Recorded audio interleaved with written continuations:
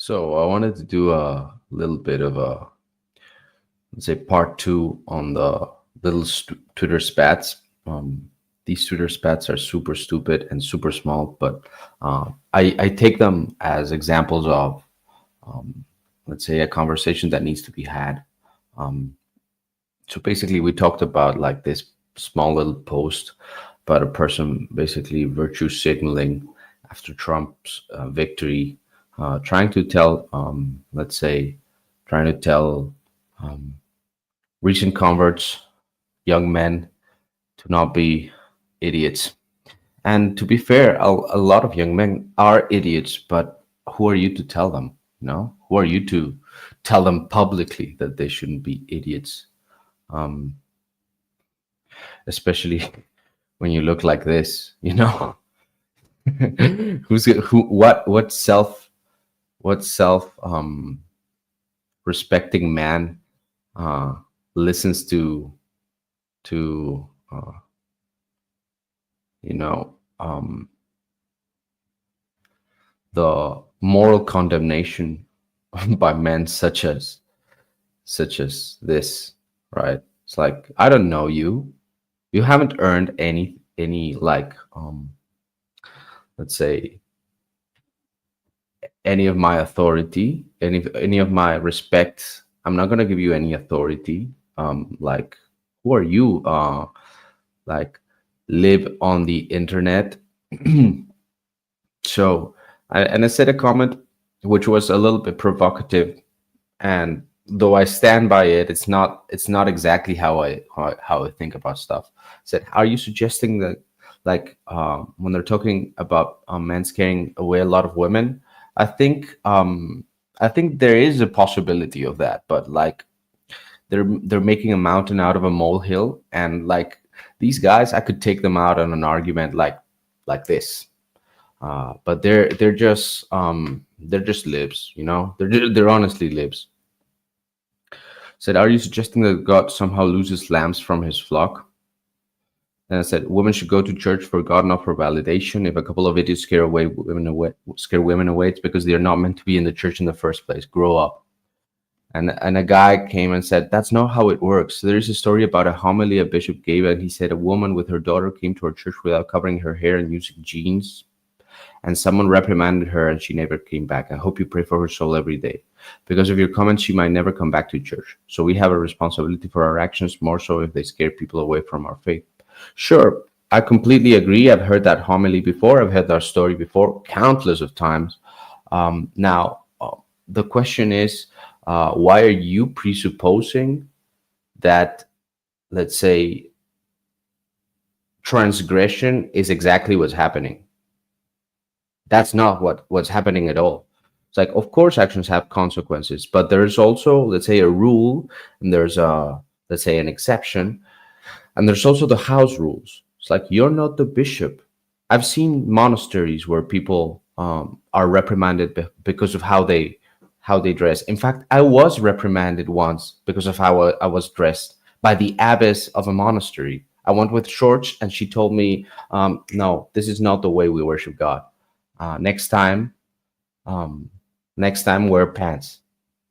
And that was good. That was good for me. It made me more respectful of God. It made me more zealous. Now, why are you presupposing that we should cater to other people's moral aesthetics? I've heard this story plenty of times before. It's disingenuous to invoke it because it presupposes transgression, and I never defended sin. My point was that you don't need to be pleasing to cater to another person's sensibilities and moral aesthetics. Pray on that. Perhaps, brother, forgive me if I'm not patient, but like, really, I don't mean it in a, let's say, condescending, mean way. I mean it in a condescending, uh, righteous way, which is, I am right and you are wrong. You're definitely wrong. I said, are you excused if you leave the church after a priest sexually abuses you? Are you? Because if for you it's legitimate for a person to leave the church after they met a person they didn't like, um, Then what happens if a priest abuses you? Are you now, let's say,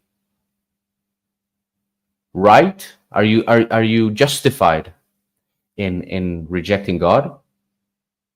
Is that your argument?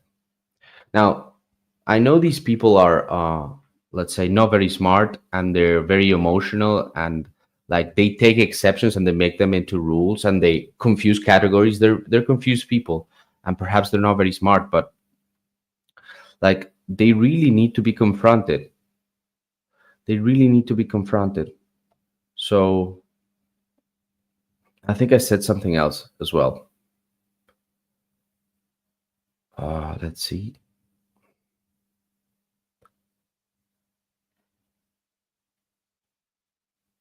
Yeah, I've heard the story plenty of. Yeah, this I read already.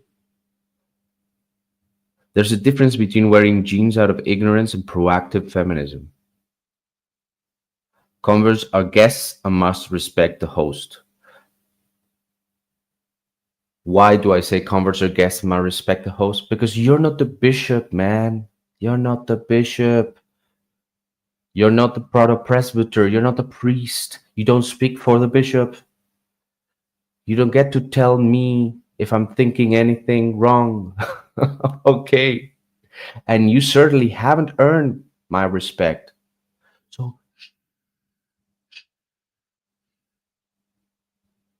okay, silence.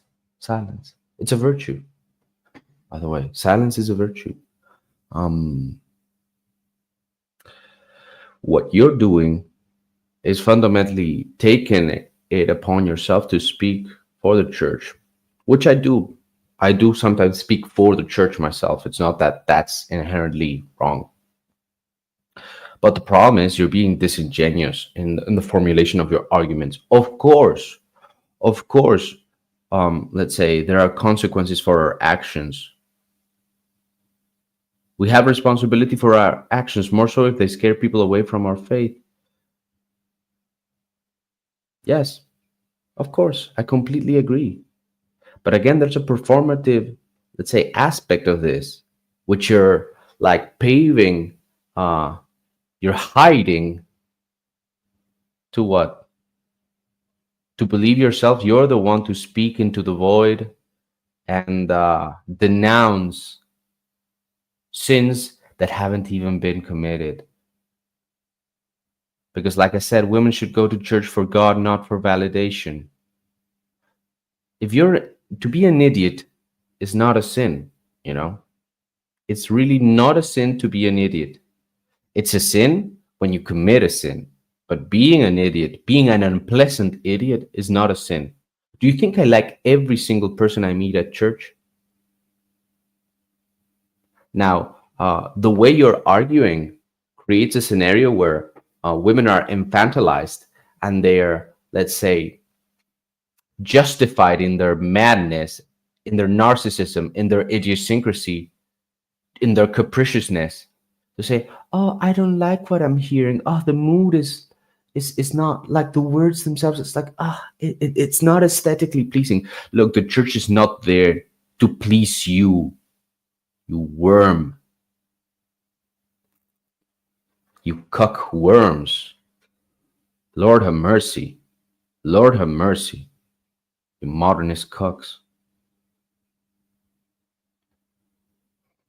Ah, Lord have mercy on me. So anyway, that was that. Sup, Chris?